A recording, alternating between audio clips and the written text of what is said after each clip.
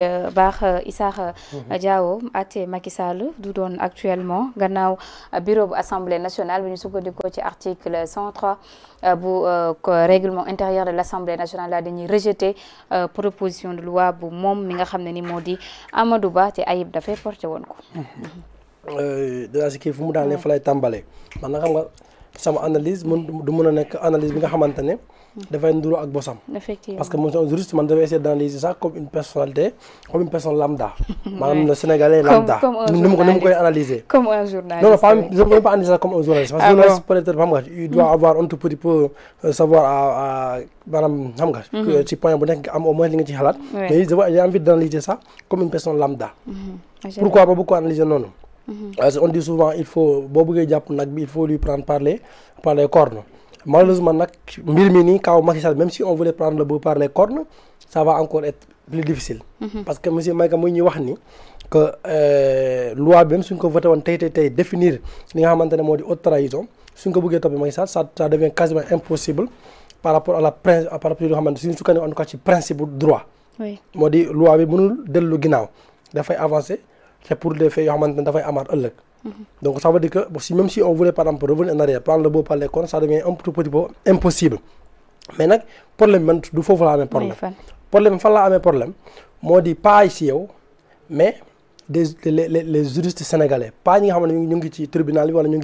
les parquets ou les juges assis, mais des anciens qui se réclament pour des juristes comme Amadou Babou Pastef ak ñeneen pourquoi am ñom problème? Pourquoi nga am ñom problème? Ñom ñoy dem di comment dire interpréter yoonu Sénégal selon ñom liñ ko bëggé wala selon sen cadre mu ko bëggé. Et ce qui est dommage dans le pays parce que bo gisé une fois ay mbir yo xamantene ñu ngi koy jéma dugal. Pourquoi ñu koy dugal? C'est parce que y a des juristes ñu ngi ci camp bobu non, ils ont interprété ça à leur manière,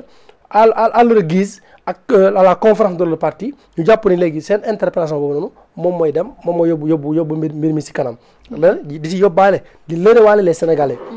Parce que ñun Sénégalais ñi nga xamantene les personnes lambda day japp ni par exemple monsieur Maye quand il vient ici il nous dit que par exemple Macky Sall même suñu définir donc par exemple loi bi nga xamantene modi même ci haute trahison c'est pas possible que ñu mën ko topé 2 jours plus tard bobu amone kenn nga xamantene dafa far Pastef il va démontrer une autre chose soi-disant pour vouloir te prouver le contraire de ce que Maïga a dit. Alors pourquoi une seule vérité manam yoon deug bi je pense que ben la té la justice mais pourquoi ñom ñu bëgg ñukoy interpréter souvent à leur guise wala bo ci sen bëgg di yobale askan wi di leen leuré té nak bo sétlo mbiri ñëpp affaire bi c'est juste de la manipulation. Té si on revient par rapport à haute trahison, oui, man j'ai envie de comprendre parce que haute trahison boko bindon par exemple ci tata Google lu mu lay tontu ak Macky Sall lo xamantene xéna def na ko fi ci mom lañ ko bëgg topé ça dafay des am na lu bari loo xamante ne da ciy des pour nga mun koo méngale pour jàppale le président te aussi vouloir par exemple pour poursuivre Macky Sall coûte que coûte.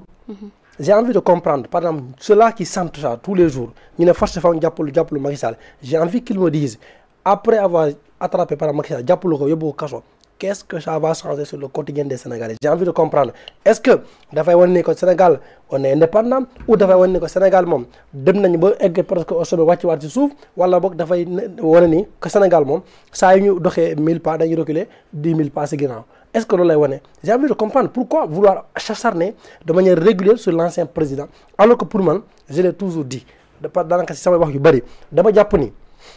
le Sénégal uni ñun ñëpp suñu boole. Ben ennemi lañu am. Même le Sénégal en entier on a qu'un seul ennemi commun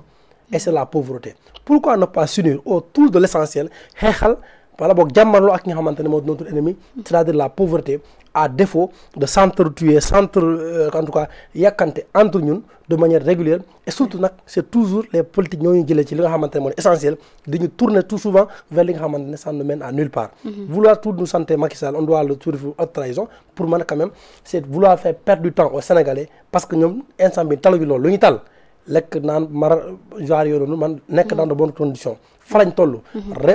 c'est-à-dire revoir notre économie nit ñi mën a dundaat dund boo xamante ne ci seen mën a nekk ci seen yi nga xamante ne mooy seen jafe-jafe mu mën a jeex mais pas quand même qu'on nous chante tous les jours mbiru bi nga xamante ne c'est un ping-pong politico-judiciaire de manière régulière pour man loolu dafa war a jeex. merci beaucoup Issakha am na solo mu di mise en accusation bu moom Macky Sall Assemblée nationale daal di koy rejeté mu nekk nag proposition de loi boo xam ne député Guy Marius Sagna moo ko dugaloon foofee ki ko porté woon nag ànd ceeg moom di Ayib Daffé donc mën nañu jàpp rek ne mise en accusation ci beneen yoon wante du doon bile yoon ñu wax ak ñu jàll ci leneen wax ci mbirum Pape Malick Ndour monsieur Maïga troisième fois ñu koy convoqué troisième fois muy retrouver sa liberté moom Pape Malick Ndour dem nañ ba ne dossier bi le président Bassirou Diomaye Faye moo ci teg loxoom réaction yooyu la ñuy am venant des pacifiants mais aussi ñu bëri dañoo jàpp ne am na kuy manipuler mbir yi ci ginnaaw Pape Malick ba tey liñ ko doon toppee mu di propos yi mu yëkkati woon ci marche libération bu Farba Ngom gannaaw ba mu ne état de gouvernement de transition mu di renversé ñi fi nekk andi beneen gouvernement finalement moom ñibbi na këram ànd ak son avocat di maître Oumar Youm le cas Pape Malick Ndour ban jàngat nga ci am convoqué relâché convoqué encore ñu bàyyiwaat ko mu ñibbi këram en tout cas le cas Pape Malick yëngal na bi passé yëngal na passé moom gars yi moom xam naa ne moom waxuma la cas Pape Malick mag yeneen ak yeneen parce que gars yi bu yaakaar ne que mbir yi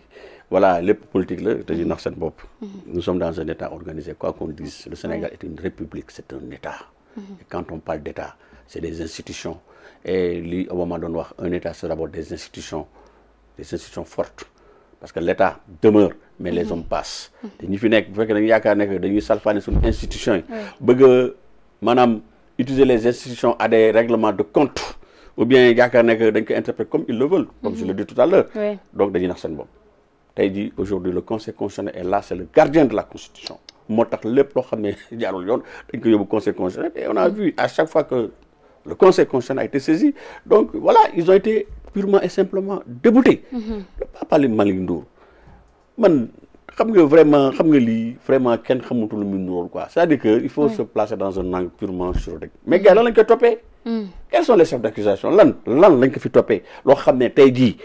ki ñi nga xam ne ñoo fi nekk et je veux le nommer le citer nommément Ousmane Sonko himself mais li mu fi wax moo gën a garaaw mais qu'est-ce qu'il n'a pas dit dem déloger un président de la République bi nga xam ne il a été élu légalement au suffrage universel qui a la confiance du peuple sénégalais nee nañ ko jël le traiter comme Samuel Doe